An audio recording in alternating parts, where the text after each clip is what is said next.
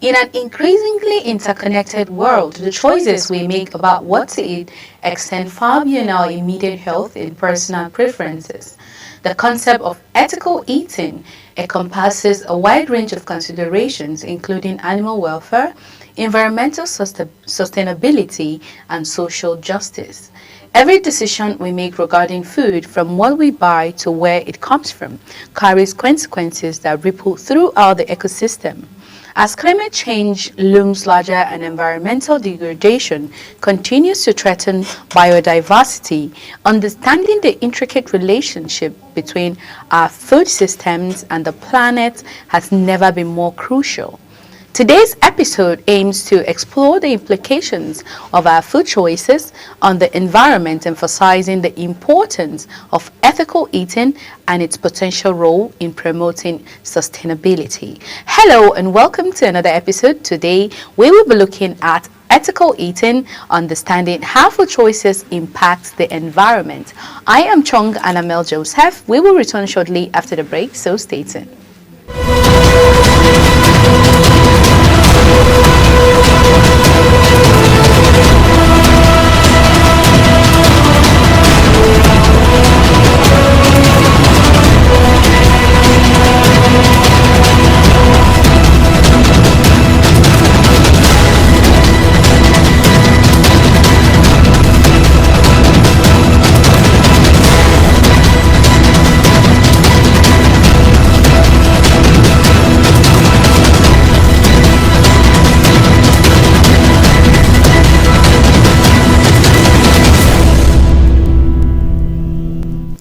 Welcome back from the break, and if you're just catching up with us on Lunch Global today, and of course here on Global TV on this particular program, then today we will be looking at ethical eating, which is very important. Sometimes we don't get to understand and ask question what we are eating, where is it coming from, how is it being, how is it being grown, how is it being taken care of, how is it being transported. We just get to see food or foodstuff or food anywhere we go to, and we think it's safe and okay to get that or buy them or secure them, but then it's just beyond seeing what you need at the particular moment. But then it's about ethics. It's about ethical eating. It's about you understanding how these food choices can impact you and of course the environment. The question is, what exactly is ethical eating? Ethical eating refers to making conscious food choices that minimize harm to the environment by considering the ecological impact of how food is produced, transported, and consumed, including factors like land use, water consumption, greenhouse gas emissions, and biodiversity, essentially prioritizing sustainable practices in your diet.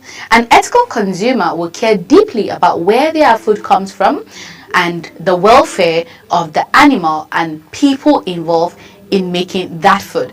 And for the factors to consider, you can consider factors like organic produce. Any ethical eater or ethical consumer tends to buy organic produce as it is produced in a way that protects the environment. You have fair trade produce. Ethical consumer tends to buy fair trade produce, for example, bananas or chocolate, as the farmers responsible for producing the product have been given a fair price of their produce. Also, local production or local produce. Any ethical consumer will also like to support local farmers. For instance, consumers from Northern Ireland may like to purchase apples that comes or grown in the country Armagh, as this produces from miles. So all of this you have to consider, the distance, the transportation, the kind of produce. Are they coming from like farmhouse directly? Are they coming from the greenhouse directly? Where are they exactly coming from? So this is you being intentional about where you get your produce. And when we talk about, the fair trade thing, we're talking about the price range. Imagine you want to purchase something, whether it is clothing or food or even in the supermarket, that maybe they will tell you there is like, let's say in farmers market, let's take for instance, particular person is bringing his produce from the farm and he's going to send it at an or let's say let me say a promo price or a fair price, it's like you're just giving out at a very, very fair rate. Any ethical eater want to consider those things. Okay, these are fresh produce that are coming directly from the farmer himself or from the farm, and that first day, you tend to get things even cheaper because they are just coming in directly from the farm compared to when they are being dispersed, or better still, even when they arrive the main market.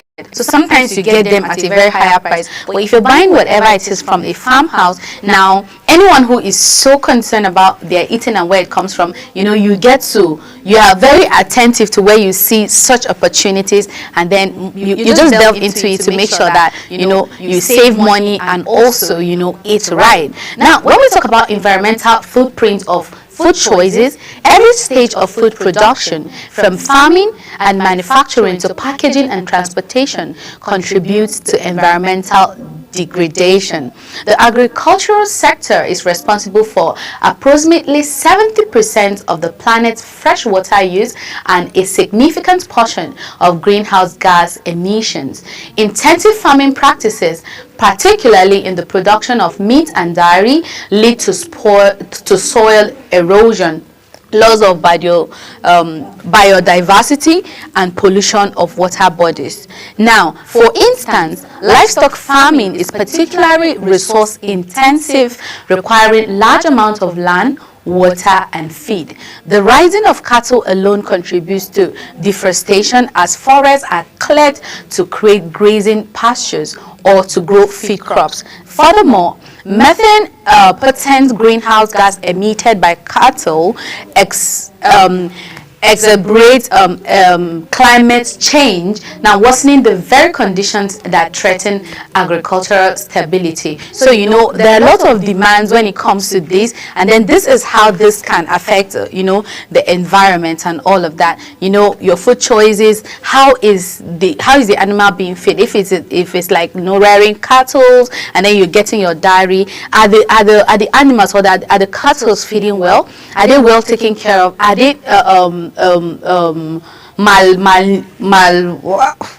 like, how will I even put this?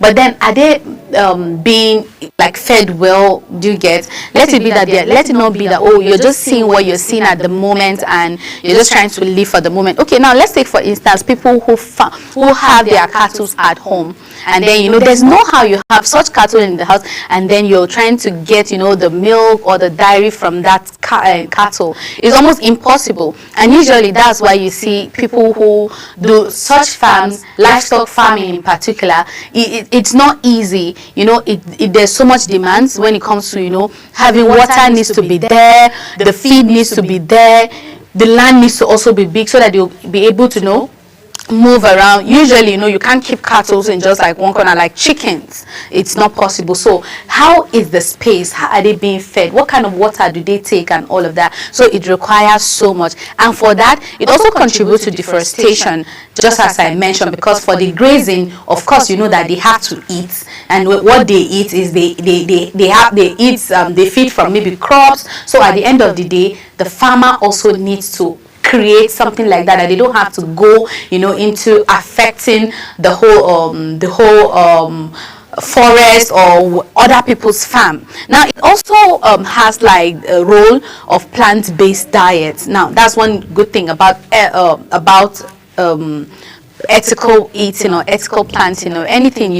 Basically this is the ability of you being intentional about anything. So if you're trying to be ethical, you're trying to do the right thing at the right time, or even doing the right thing when everybody is trying to ignore. Adopting a more plant-based diet is one of the simplest yet most effective ways individuals can reduce their environmental impact.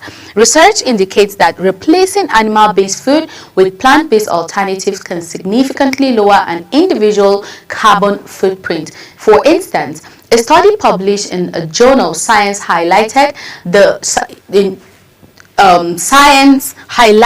that shifting towards a vegan diet could cut food-related emissions by nearly 70%. Plant-based diet not only reduces greenhouse gas emission, but they also usually require less land and water. Crops like fruits, vegetables, legumes, and grains can be cultivated more sustainably, providing essential nutrients while being less taxing on the environment. Furthermore, sustainable farming practices such as permaculture and organic farming can enhance soil health, promote biodiversity, and reduce dependency on chemical inputs as well. So this particular, I think on this we have spoken. I think I've spoken a couple of times about replacing, your vegan diet and then trying to go in, instead of the animal-based food. I mean, not diet. Animal-based food. You then tend to replace it with plant-based alternatives. One is because it helps you with your diet. It helps you with your health. It helps you with your your immune system. Now, it's not bad for you to eat plant-based food. It's very okay. We can't say every food is. There's no food that is very perfect, and there's no food that is very bad. But then it's how we use it, it's how we consume it, it's why we need it. And it's very important for you to know exactly what you're eating. Don't eat. I like to say this is like my best phrase. Don't eat because you're hungry. Eat because you know what the body needs. Eat because you know that it is healthy for you to eat this food. Yes, it's okay. Sometimes we feel hungry and all we want is just to eat. So even if they are going to give us like a 3 plates of just carbohydrate, even as much as the food looks good to the eyes or the stomach is going to accept it, then it's better you eat it than for you to keep yourself hungry. But I will tell you no, because that meal, instead of helping you, it might save you the hunger, but at the end of the day it will affect your system. Because one, at that point you don't even know if that's what the body needs, and then you're not even considering your health. You don't even know if your body is going to accept that much food, and then we tend to ignore. Like when we talk about portion control in Nigeria, portion control is not an option for us. But then I will still advise you, just as I do every other day, try and eat less animal-based food, and then try to combine it with a vegetable, like animal-based food, and then combine it with a plant-based food. Your vegetables, your carrots, your grains, like there are lots of them out there, and you can go in with legumes and grains as well. And this particular plant-based food, it's easy for you to even farm them as an individual. I remember on our last episode I spoke about, I spoke about how you can have your own little farm, in your backyard, in your garden, in the house, and this you can nurture them and take care of them even better. I can't tell you that just because you need to take good dairy or because you need healthy, cattle and all of that, you should go and start a livestock farming. No, I wouldn't advise you that. But then there are plenty farmers, now in Nigeria it's like farming is what is even selling even faster. I would say that because farming is good. We don't want to have food. When it comes to food security, even the government is trying to take it really, really serious, and it encourages Nigerians to really, really do something for themselves, like farm. It will sustain, eradicates poverty. It helps you sustain, pay school fees, pay your house rent, do 1 or 2 health issues. When there's an emergency, there's always somewhere to fall back to.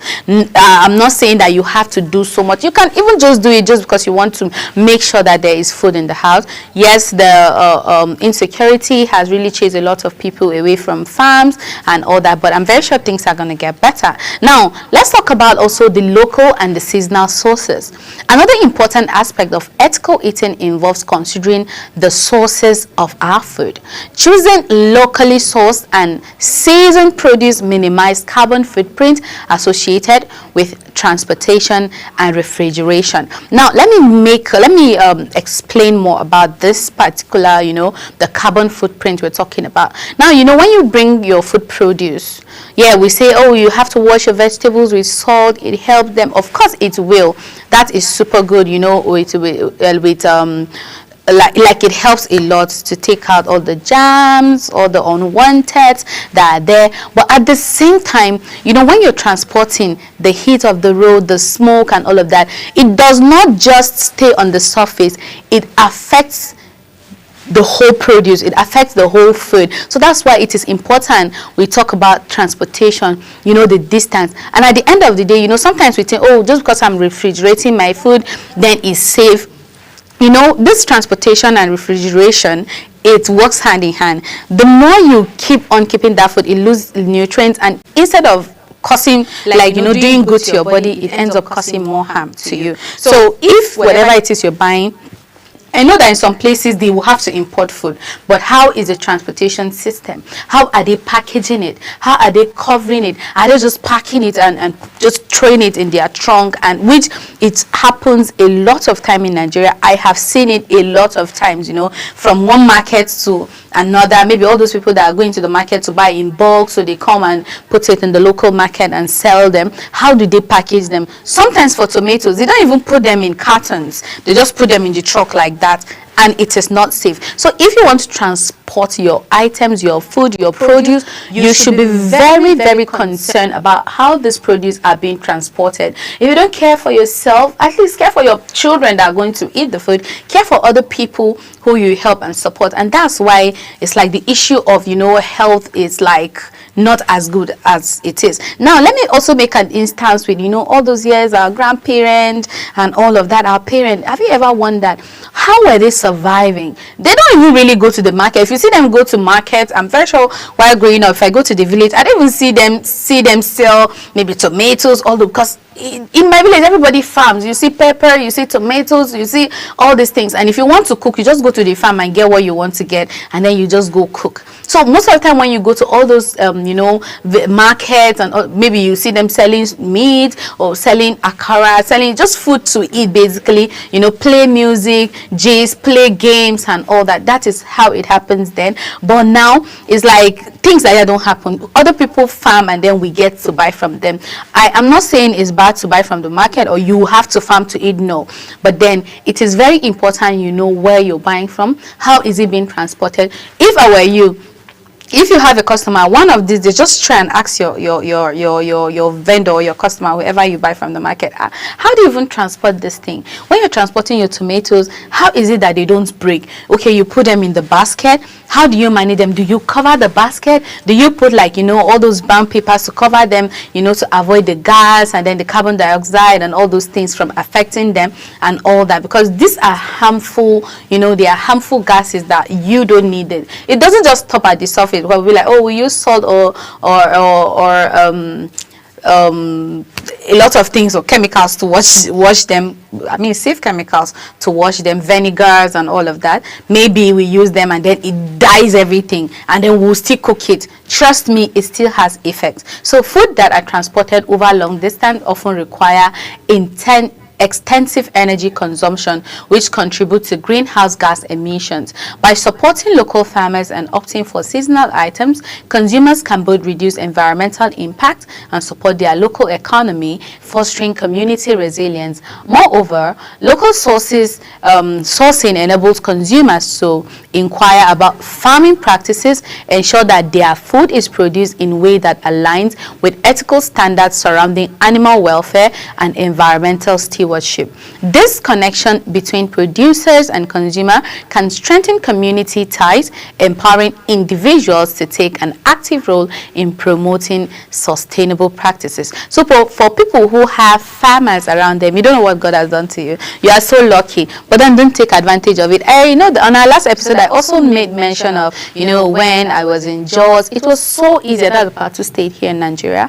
It was so easy for you to get anything. Behind my house is like a strawberry farm, so sometimes we'll just go there when they are maybe if they're trying to just harvest, we just go there and we buy, and you get it super cheap. There are places, farmhouse, where they do tomatoes, carrot, green beans, broccolis, just a lot of things. We know that Plateau State is like the center of food here in Nigeria, and then you tend to, if you just go to 1 to 3 houses, you must find a farmer there. So that's just one good thing about that part of Nigeria. But then you might be lucky if you're in Kano, all those other places, you might be lucky. Even in the eastern part, there are just farmers everywhere. But then we have to also be intentional. You ask questions: do you farm? What do you farm? You farm rice? Okay, during harvest period, I will want to buy. Do you want to sell it? And then when you get this yourself, now it helps you it helps you manage money. It helps you be like, you become an ethical eater because you're very, very intentional with what you eat. Now, the significance of food management, which I just mentioned, the impact of our food choices extends beyond what we eat. It also encompasses what we waste. Roughly 1/3 of all food produce globally is wasted, amounting to an estimated 1.3 billion tons per year. Food waste not only squanders resources, but also contributes to greenhouse gas emission as it decomposes in landfills. Effective management of food waste is essential to ethical eating. This includes purchasing only what is necessary, utilizing leftovers and creatively, and composting organic waste. By prioritizing food waste reduction, consumers can play a significant role in mitigating the environment impact of their food system. So ethical eating represents a critical intersection between individual choices and collective responsibilities for the environment. For the sake of time, I just have to stay here, but I am very sure you've learned something today and you've picked something today, and I just want you to be intentional about yourself, your health, and then if you're not an ethical consumer, you should try to be one. There's no harm in asking questions. Where can I see this? Where can I see that? And all thanks to God, almost everywhere you get to see farmers market. And then if there is no place you can go to the farm directly, then go to farmers market. Trust me, here in Abuja there are lots of farms around, and I guess in other parts of the country there are lots of them. So even when it's winter or summer, there's always something fresh that comes in. Just look for what is trending or what is happening in that particular season, and trust me, you're going to thank me later. Thank you for your time. I am still your host, Chunk Annamel Joseph. I will see you on our next episode. Bye.